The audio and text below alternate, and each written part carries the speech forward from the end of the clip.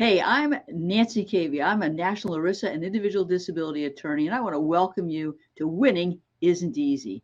Before we get started, I've got to give you a legal disclaimer. This podcast is not legal advice, but there's nothing that will ever prevent me from giving you an easy to understand overview of the disability insurance world, the games the carriers play, and what you need to know to get the disability insurance benefits you deserve. So off we go.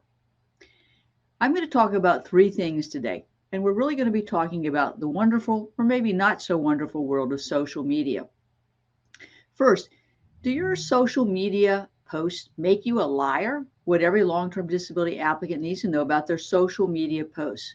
Two, a federal judge doesn't buy the window tour vacation video that Unum relied on in denying claims and lessons you can learn.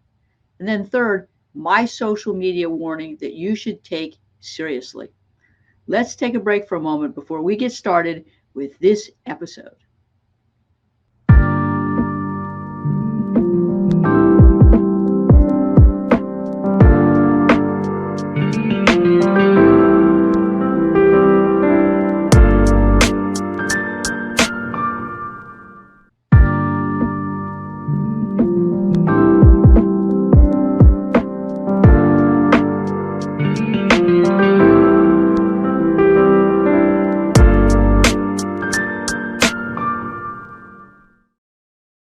Welcome back to Winning Isn't Easy. I'm going to talk about how one federal judge didn't buy the window tour vacation video that Unum relies on in denying a claim. Now, disability carriers track a disability applicant's social media posts, and they use what they find as a grounds for denying a claim or denying a claim that's being paid. And as a result of what they'll see on the social media posts, they can also assign surveillance. So before you stop work and apply for your benefits, I want you to turn off your social media accounts. And when you're paid benefits, I want you to keep those social media accounts turned off. In fact, I want you to tell your family and friends, never, ever, never, ever, never, ever post anything about what you are doing on social media. And if you don't follow this advice, there's a darn good chance that you can lose your benefits just like Mr. Luna did. So let me tell you the story of Mr. Luna. He was a systems engineer, and he became disabled as a result of rheumatoid arthritis, a rotator cuff injury, fibromyalgia, post-traumatic stress disorder, migraines, and thoracic back pain. Now, he claimed that he had pain all over his body, that his pain level was anywhere from an 8 to 9, and sometimes it was even as high as 10 out of 10. He claimed that he needed the assistance from his wife and his son to bathe, to dress, and even to drive. Unum is one of the most aggressive disability insurance companies about tracking social media posts and using surveillance.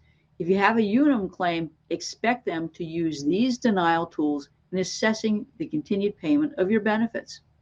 Now, Mr. Luna, in fact, had been taking RV trips and even had taken a vacation to Hawaii, and he posted about it. Unum ultimately puts surveillance on him because of what he has disclosed on his social media posts. And guess what the surveillance shows? It shows him walking unassisted and going into a restaurant.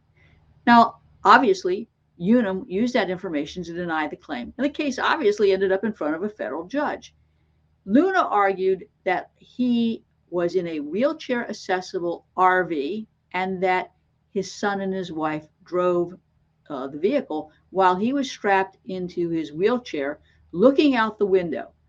Luna told Unum and Facebook that, Facebook's not real. It's a place where you document the happy things in your life.